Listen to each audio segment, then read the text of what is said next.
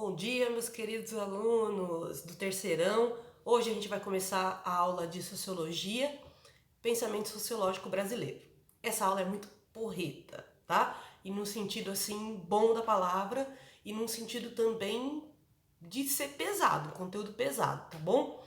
Mas assim, eu posso dizer, como uma professora que acompanha vocês há muito tempo, que é uma das principais aulas de sociologia que vocês vão ter, pois ela é parte da estrutura do pensamento sociológico brasileiro, que é essencial para a gente entender essa sociedade que a gente vive. Afinal de contas, não é simples entender o brasileiro, né? Não é à toa que a gente fala brincando, e a NASA precisa estudar o brasileiro. E na verdade, a gente que é de humanas já estuda o brasileiro, né? E tem gente muito boa aqui, inclusive, tá? Vale lembrar também que o Brasil, por estar sendo um centro de tensão política atual, esses sociólogos brasileiros estão sendo estudados assim no mundo inteiro, não só aqui, né? E eu vou trazer, inclusive, um sociólogo a mais da aula porque ele é essencial e eu acredito que não atualizaram o material inserindo ele, né? Mas que possivelmente uma hora eles vão atualizar e inserir, né? E vocês sabem, né, galera? Geralmente quando eu trago uma coisa nova para vocês, daqui a pouco a apostila de vocês está também trazendo, né? E não é por arrogância, não, mas é porque a gente que é de humanas e que continua, né, estudando, tá sempre por dentro das novidades. Esse sociólogo novo que eu quero trazer para vocês é o Gessé Souza. Mas isso vai ficar para a próxima aula, quando eu começar a falar especificamente de cada sociólogo brasileiro, tá bom? Por enquanto, a gente vai tentar entender a formação da sociedade brasileira, tá? Então, história e consciência histórica, por que é essencial? Primeiro porque, para a gente entender a sociedade que a gente vive, não tem como a gente partir de estudos puramente da atualidade. Então, a sociologia vai fazer uma ponte com a história, né? Uma ponte, inclusive, que vai acontecer o tempo todo, né? Tanto que dentro da faculdade de História, a gente também estuda sociologia, mas não com a profundidade que a galera em ciências sociais estuda. Porém, tem um diálogo muito grande entre uma ciência e outra, porque existe uma dependência, né? Entre uma e outra. É engraçado porque as pessoas acreditam que sociologia é uma matéria fácil, porque humanas é fácil. Mas o Neil Tygerson, que é um dos maiores físicos da história atual, né? Ele virou e fez um tweet com um comentário muito bom, que ele falou assim, que física para ele é bem mais fácil do que sociologia. Na concepção dele, sociologia está entre as matérias mais difíceis. E não porque é impossível de se entender, mas porque, meus queridos, é uma matéria que, para você se debruçar sobre os estudos de sociologia, você tem que abrir a sua mente num nível, porque você vai ter tanta informação nova, tanta coisa vai entrar na sua mente de uma vez, que ler sociólogos como Gessé Souza, como Caio Prado Júnior, né, chega a ser cansativo, né? É um tipo de leitura que é cansativa, mas é uma leitura muito boa, que muda completamente a sua visão das relações sociais, tá? E que faz você enxergar coisas que até então estavam muito veladas. Então a leitura sociológica é uma leitura muito prazerosa, mas muito cansativa, tá bom? Tem um lado aí do prazer do aprendizado que é incrível, mas é cansativa. Só que ao mesmo tempo, a gente não pode tirar a potência de ler algo assim, principalmente porque viver em sociedade sem enxergar essa sociedade é problemático. Você não consegue entender a lógica de certas coisas, né? Então olha só, desde a antiguidade há pensadores sobre a sociedade, mas somente após a Revolução Industrial que surgiu a sociologia. Uma vez que, quando a Revolução Industrial acontecer, vai mudar a configuração dos centros urbanos, né, das cidades. Então, a maioria da população vai passar vivendo na cidade, né? E essa imensa quantidade de pessoas vivendo nas cidades acabou gerando vários movimentos sociais, né? Então, quando a gente fala de movimentos sociais, a gente pensa também que muitos deles só foram possíveis por conta de que essa massa, essa quantidade de pessoas enorme dentro das cidades possibilitou o entendimento do que a gente chama de classe social, né? Então, por exemplo, junto com a Revolução Industrial vai surgir o feminismo, junto com a Revolução Industrial vai surgir os anarquismos, Por que eu falo anarquismos? Porque o anarquismo é muito amplo. É uma teoria e prática revolucionária, né, que tem várias vertentes. E o socialismo, que não é tão assim, amplo quanto o anarquismo, mas que cada realidade local foi se adaptando a uma leitura sociológica, né? E acabou que o socialismo foi se adaptando nessas leituras, e a gente vai ter o surgimento do liberalismo também, né? Porque embora o liberalismo apareça já como filosofia dominante, ele é uma filosofia dominante que age através de um teor ideológico. Ou seja, para alguns, ideologia significa conjunto de ideias. Para o Marx, ideologia já é a inversão da realidade, que ele observa que o liberalismo pratica, tá? E aí eu vou explicar por que mais sobre isso, tá bom? Mas a inversão da realidade, por exemplo, é esse discurso, só para vocês terem uma ideia, é esse discurso que o empresário, ele é o empregador, né? Não tá errado até certo ponto, porém que dá o salário do trabalhador. Gente, é o trabalho do trabalhador que dá o salário dele, tá? A gente dizer que é o empregador que tá dando como se fosse uma doação, uma espécie de caridade, é uma inversão da realidade.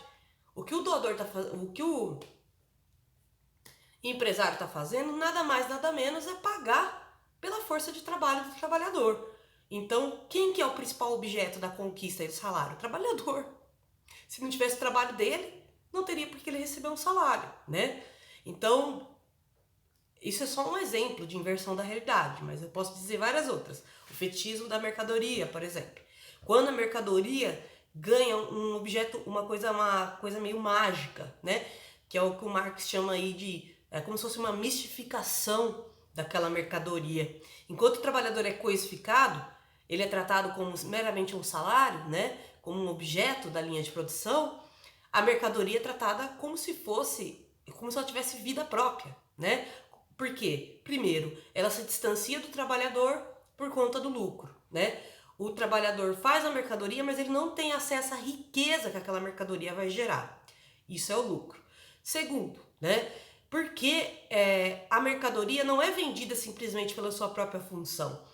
Se vocês observarem as propagandas, elas falam de coisas que têm a ver com outras questões. Então, por exemplo, como que eles vendem uma marca de tênis?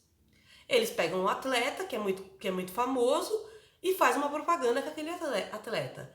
E aí a mercadoria ela já não é mais um simples tênis. Ela é o objeto essencial para você ser um atleta, né? E aí que vem a jogada da mistificação, da coisificação do trabalhador em consequência dessa coisa mágica da mercadoria, o fetiche da mercadoria. Então a gente, quando vai comprar algo, a gente compra pela ideia daquela mercadoria e não pelo que ela é de fato, entende? Por isso que muitas empresas fazem campanhas, por exemplo, a favor do orgulho LGBT. Porque elas não têm compromisso nenhum com a comunidade LGBT muitas vezes, não colaboram em nada nas manifestações. Pelo contrário, muitas dessas empresas apoiaram até políticos homofóbicos ao extremo, só que para vender o produto, eles fazem o uso da imagem do povo LGBT, porque eles sabem que é um público grande, porque eles sabem que é um público que é politizado muitas vezes, então não vai comprar uma mercadoria que não condiz com as suas práticas, e aí eles enganam esse público através disso. Tipo, a Coca-Cola já não é mais a Coca-Cola, simplesmente. É a Coca-Cola do Pablo Vittar, da diversidade, blá blá blá. Então, você vende aquela mercadoria com uma hora mágica. Dando um outro exemplo, quando a Coca-Cola faz aquelas propagandas de Natal e investe pesado, né, em marketing envolvido isso, é como se a Coca-Cola fosse parte da tradição da família brasileira cristã, né? E não um mero xarope que é gaseificado, né? Então, existe essa propriedade mágica da mercadoria que faz eu comprar ela. Sem contar que a Coca-Cola, quanto mais você toma, mais sede dá. Então, ela não é feita para matar a sede, né? Então, assim, é muito irônico como as mercadorias chegam até nós. Nenhuma mercadoria chegou até vocês puramente pelo que ela era, tá? A não ser que você literalmente foi comprar, sei lá, um martelo, que não tem como você fazer tanto fetichismo da mercadoria. Mas assim, gente, é possível também, tá? É possível você pegar o martelo, fazer um martelo com, sei lá, madeira de uma mata de reflorestamento com ideal socioambiental, entendeu? O martelo em si não tem como ele ser ativista, mas ele pode ser sinônimo de ativismo. Então aí ele ganha essa categoria mágica, como eu falei. Outra categoria mágica aí das coisas que a gente pode ver, pessoal, é também aquela ideia de que os produtos têm uma coisa religiosa por trás, tá? E quando eu digo isso, é tipo essa galera que fala, ai, porque eu não uso roupa de brechó porque tem energia ruim, tem energia dos outros. Gente, é uma roupa. É uma roupa, cara. Aliás, se você está preocupado com energia ruim, então pesquisa, né, as empresas que fazem trabalho escravo. Muitas grifes de moda fazem até hoje, né? E aí a pessoa fala que a roupa tem energia ruim porque uma pessoa usou aquela roupa. Não tem lógica, né, gente? O produto é feito para ser usado. Uma pessoa usou, para mim é uma coisa lógica. Mas tem gente que sempre dá um jeito de mistificar. Então, o liberalismo, o capitalismo, ele é uma sociedade muito mística, muito mágica, onde tudo envolve uma coisa, uma aura de magia, sabe? E aí, por isso que o Marx falou que a ideologia é a inversão da realidade. Porque se você vê a prática do capitalismo e a função de determinadas práticas ideológicas dele, ela não condiz com o que está sendo dito, né?